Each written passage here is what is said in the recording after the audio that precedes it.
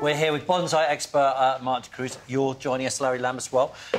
Interested in bonsai trees? I'm fascinated by it. Fascinated by them. Fascinated. Right. Welcome to the show. You're a bonsai expert and you've been running Maki Bonsai School. How many branches does that have? Oh, well, at the moment we only got one bonsai. Only one bonsai school. No one would forgive me if I hadn't done that. I haven't done that, all right? So what makes you a bonsai expert? How long have you been doing this for? Well, I've been growing bonsais for about 30-odd years, but as a professional, about 7 years, which I kind of decided that I'm going to take this on as a lifetime profession. So this is a career for you? It is now a full-time career for me, and, well, I teach students how to grow bonsais. So basically, what exactly is it? Does it just have to be a small tree in a small container? What are the rules of bonsai? Well, the rules of bonsai is that the bonsai should look like a tree. And when you made your bonsai look like a tree, you've reached the pinnacle of bonsai. So it has to look like a tree. If for some reason it looks too contorted or it doesn't look quite right in the pot or in its surrounding or in the story that you're trying to tell, we're not yet there. We still have to carry on. The story? Every bonsai tells a story. This one, for example, is telling a story that it's leaning over a riverside. You can see it's called a cascade style because it's leaning over a riverside. It's on a mountain on the bank and it's leaning over the riverside. This one has had some sort of accident happen to it. So the inside has been carved out and it's on a mountainside. The one at the end is growing by the seaside or is being blown in and buffeted in by the weather. And but they're created to look like this. They don't look like this originally. No, they don't. Do you start with a tiny, when it's just beginning to grow from a seed? Do you start right from the beginning? You could start growing it from seed, though it could be 30 years before you really begin to see the fruits of it.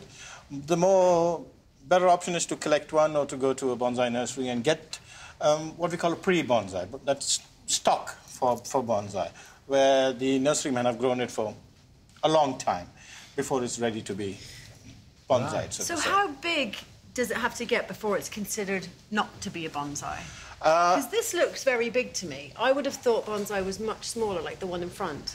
Well, there are many ways of measuring bonsais. There are many ways of classifying bonsai. Some people, there's one school which says if it takes one person to carry, it's a one-man bonsai. If you have something like this, you can just about get away with carrying it one. That one, on the other hand, requires 2-3 people to carry, for example. So it's all about, that's one way of classifying. The other way, of course, is how it's grown. This is a cascade style, this is grown in a broom style, that one is grown as root over rock because it's on the mountain. So how do you do it then? How do you make them shrink?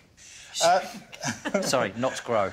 Oh, I don't like the word shrink, but you keep them small by pruning them, is the real art of doing it, and by pruning the roots. So not only are we controlling how much of food that it's allowed to utilize. If you put this back in the ground, it'll be, well, this one will go to be a 30-meter tree. So, so you miniaturize it. Is that what you do? You miniaturize. I like that word. Miniaturize. Right. Shrink. Absolutely. Yeah. So how do you, if that's buried there, how do you get at the roots? Do you have to lift it and go under it? Yes, every couple of years. In that case, because that's a rather old tree, every 5 years you'd take it out of the pot and you prune it all around so that there's no long entangled roots inside it. And then you feed new fresh soil into it. So you've sort of controlled its growth, right?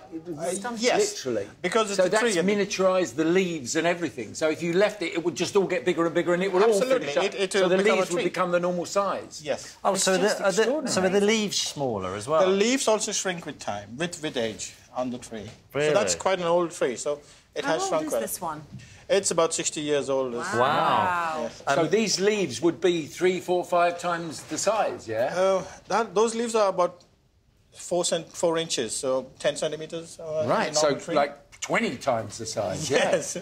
I've seen it at Kew, and it's quite, because that's a Chinese elm. You don't normally get to see it around, but I've seen them at Kew. And they're about... Right. Is this Japanese originally?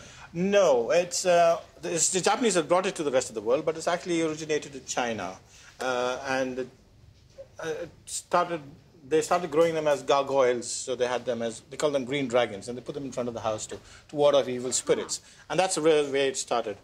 But it's been in China for over 1,000 years and more. Why don't they die when you keep chopping away at their roots? Plants are autonomous creatures. They can live... if you cut off one branch and stick it in the ground, more often than not, it will survive. So plants have that ability to survive with that. And that's the ability that we use in bonsai. Right. We use those very traits of plants to help them grow in the style that we want them to. Do they reproduce in a miniature form? No. If you leave it by themselves, they will revert to being full-size trees because the genetics is in the tree. Yeah. You can't change the genetics. Yeah. Well, maybe sometime, but at the moment you can't, right? So if you put it back into the ground, it'll become a full-size tree. You just physiologically manage the size of the tree. Right. So how much maintenance does it take? Because I could probably kill a fake plant, so I'm assuming I wouldn't be very good at this. Does it take daily, weekly, watering, pruning? It does take a little bit of commitment to the tree, let's put it that way, but a lot less than you would have, say, for example, for a pet or any other child, for example. How many years have they been doing this for, then? I'm sorry? The Chinese, when they started, how many years ago? Over 1,000 years. Over 1,000 years. And how old are the oldest bonsai trees, do we think? Well, as far as we know, the oldest bonsai in existence is with the Japanese emperor, and he's had it for 500 years in his generation, and when he got it, the particular shogun, it was already 200 years old. So we're saying about 700 years. Wow. I know, for example, my own teacher his teacher has bonsai which is dated at 1,000 years old. So there are trees that... And what's the price range of these things, if you want to buy them? From 15 pounds to 15 million, if you like. So 15 million? They can go on to quite... What's the most expensive bonsai you've ever come across? I've ever come across. Nothing even in the million range. Because that's the Japanese domain. So does it have a meaning? The word bonsai, does it have a meaning? Does it mean anything in Japanese? It means plant in a pot. Plant in a pot. That's as simple as it. The Chinese version of it is penjing, which is a landscape in a pot. So. Right. Fantastic. And do you think they enjoy being kept small? I think so. I really, really do think so, because they talk to me, let's put it that way, every time, and I'm talking back to them. I'm sorry, I'm not having that. Look, they have little voices. Okay, let's put it the other way around. Do you see any of them that is grumbling to you? What you should do? Do you know what you should do? Oh, listen, thank you very much, Mark. Thanks, Mark. That is fascinating.